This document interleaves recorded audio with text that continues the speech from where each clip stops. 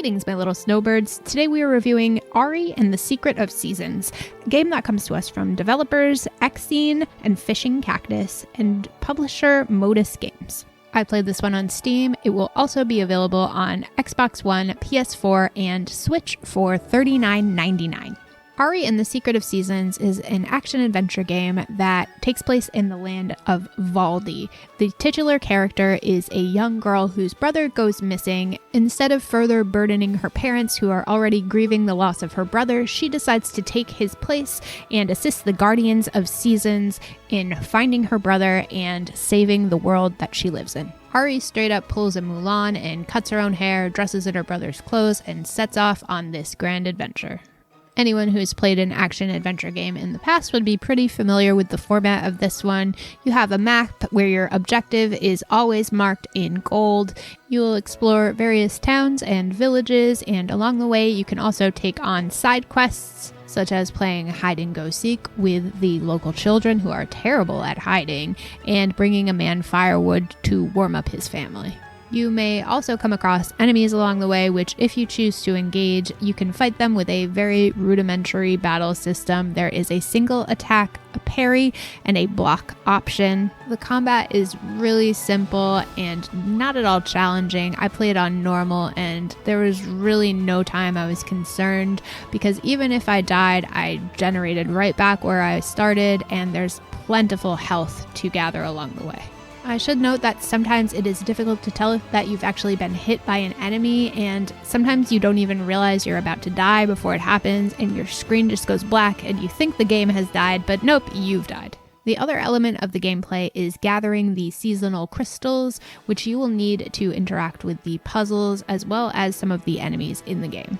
You will need these powers to create bridges for yourself, to thaw frozen rooms, and to defeat bosses.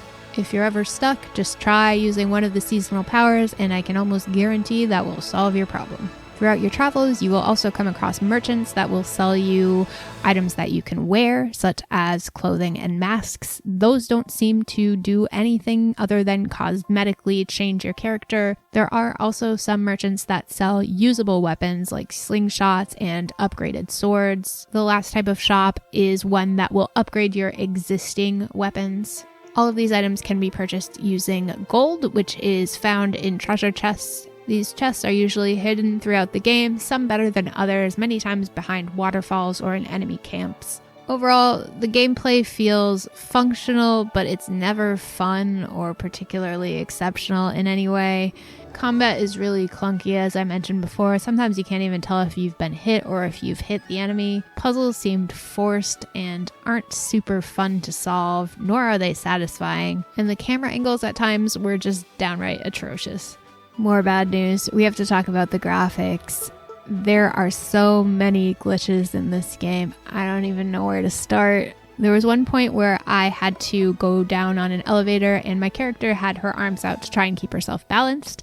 And after I got off the elevator, she just never put her arms down. She just decided she was not steady on her feet for a while. There were also points where I dissolved into the wall, and sometimes a character would cast a spell and I would kill that character and the spell would just stick around. As for the rest of the graphics, environments, and characters, they're kind of just mediocre. Environments oftentimes looked very generic.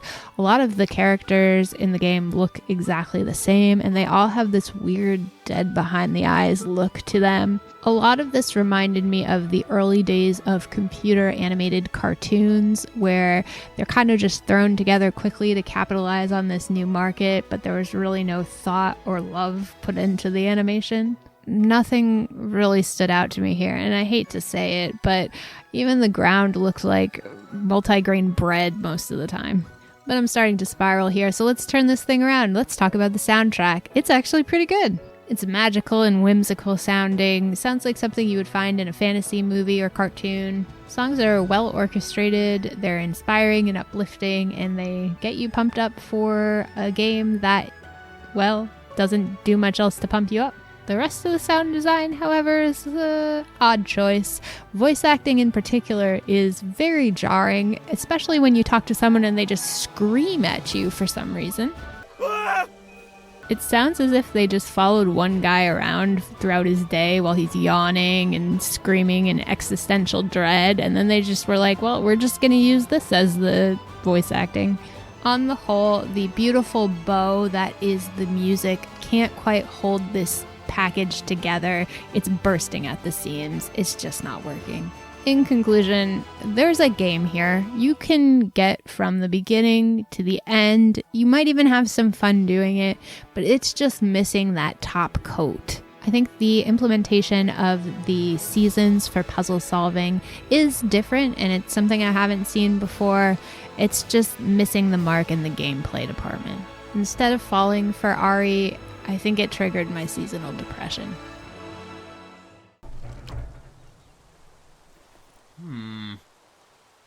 Crocus! Little Aryelle! Apologies for the rush. Must be going. Grown-up business to attend to. Grown up? You're only 3 years older than me. Thank you so much for watching my review of Ari and the Secret of Seasons. If you like this video, hit that subscribe button below where you can follow all of our reviews and previews, and to check out the description box for a link to our merchandise store and our memberships. Thanks so much for watching. We'll see you next time.